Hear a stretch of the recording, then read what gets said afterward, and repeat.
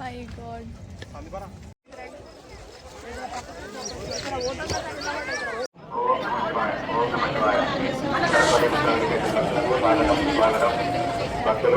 Hello IT family, welcome to my YouTube channel Sreeja talks. కొత్తగా ఎవరైనా మన ఛానల్ని చూస్తుంటే ఇప్పుడే సబ్స్క్రైబ్ చేసుకోండి, సో దట్ నేను పెట్టే మంచి మంచి వీడియోస్ మిస్ అవ్వకుండా ఉంటారు. ఇక్కడైతే మా అత్తయ్య మా మరిది వచ్చి చపాతీ పిండి కలుపుతున్నారనమాట. మేము ట్రిప్కి వెళ్తున్నాం, అన్ఎక్స్పెక్టెడ్ ట్రిప్ అనమాట. సో ఏప్రిల్ నుంచి అడుగుతుంటే అస్సలు ఒప్పుకోలేదు. ట్రిప్ అంటే ఒకరికి కుదురుతుంది, ఒకరికి కుదరదు కదా. సో అది ఇది అని చెప్పేసి ఏదో డిలే చేస్తూ ఉన్నారనమాట. ఫైనల్గా అయితే ట్రిప్ ఓకే అన్నారు. ఇంకా అప్పటిదప్పుడు చపాతీ పిండి అయితే కలుపుతున్నారనమాట ట్రిప్కి, ఇంకా బ్రేక్ఫాస్ట్ కోసం అని చెప్పి. నెక్స్ట్ డే మార్నింగ్ ఇంకా బయట ఎక్కడ తింటాం ఏంటి అని చెప్పేసి ఇంకా ముందు రోజు చపాతీ ఇంకా పచ్చడి అయితే వేసిర్రు, టమాటా పచ్చడి. ఇంకా దానికోసం అయితే చపాతీ కలిపిరు. 15 మెంబర్స్ ఉంటే ఒక్కొక్కరికి 3 చపాతీస్ అన్న రావాలి అని చెప్పి 45 చపాతీస్ అయితే చేసినారనమాట.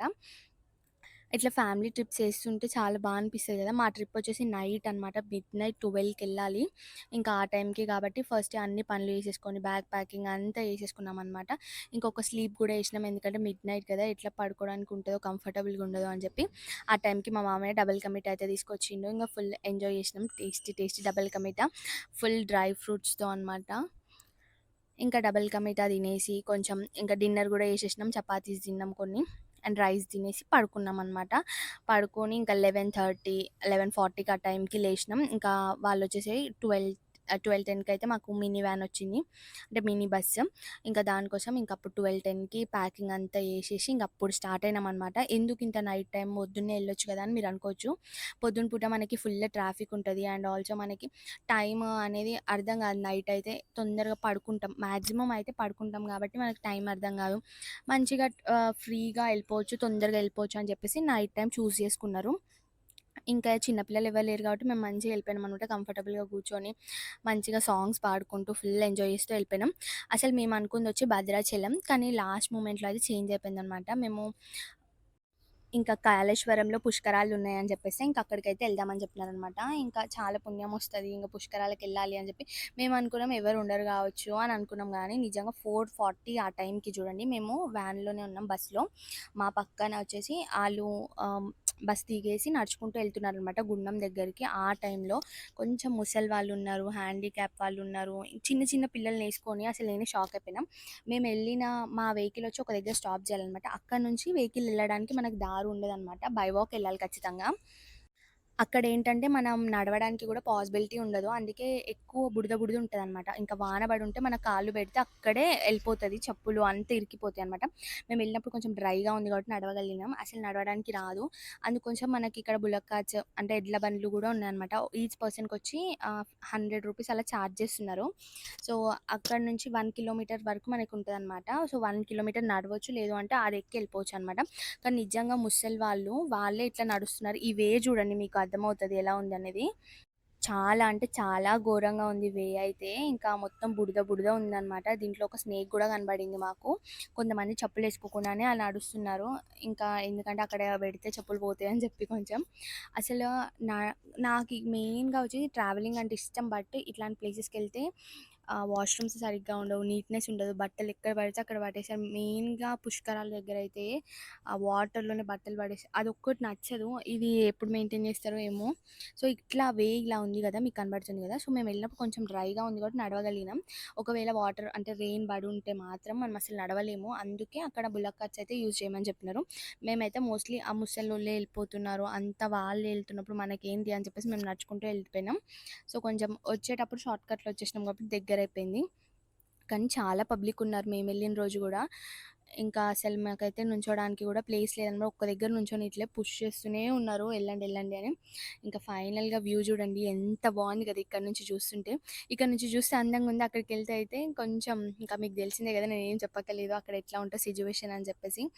ఇంకా కొబ్బరికాయలు కొట్టి కొంచెం దీపం ముట్టిస్తూ ఉంటారు కదా. ముట్టించగానే కొబ్బరికాయలు కొట్టంగానే ఇట్లా దేవుడి దగ్గర నీళ్ళల్లా దేవత ఉంటది కదా, దేవత దగ్గర కొట్టంగానే ఆ కొబ్బరికాయలు తీసుకొని వచ్చేస్తున్నారనమాట. అవన్నీ మళ్ళీ వాళ్ళే కలెక్ట్ చేసుకుంటున్నారు, మళ్ళీ వాళ్ళే సేల్ చేస్తున్నారు. ఇదేందో ఏమో వీళ్ళే అమ్ముతున్నారు, మళ్ళీ ఆ అమ్మిన కొబ్బరికాయలు వాళ్ళు ఏదైతే కొడతారో మళ్ళీ అవి వీళ్ళే వచ్చి తీసుకుంటున్నారు. అసలు మొత్తం ఇదొక స్కామ్ మళ్ళీ. ఇంకా ఫైనల్‌గా మేమైతే బ్రష్ చేయడానికి గూడా ప్లేస్ లేదండి లిటరల్లీ. అబ్బా! మస్తు సఫర్ అయినాం మేమైతే. వాష్‌రూమ్స్ కూడా లేవు ప్రాపర్‌గా. ఆ వాష్‌రూమ్స్‌ని చూస్తేనే అమ్మా అనిపిచ్చింది. ఇక్కడ మీకిట్లా చిన్న చిన్నగా ఉన్నాయి గదా! పరదాలు కట్టి వాటిలో లేడీస్ డ్రెస్ చేంజ్ చేసుకోవడానికి దానికి రూ. 10 చార్జ్ చేస్తున్నారు.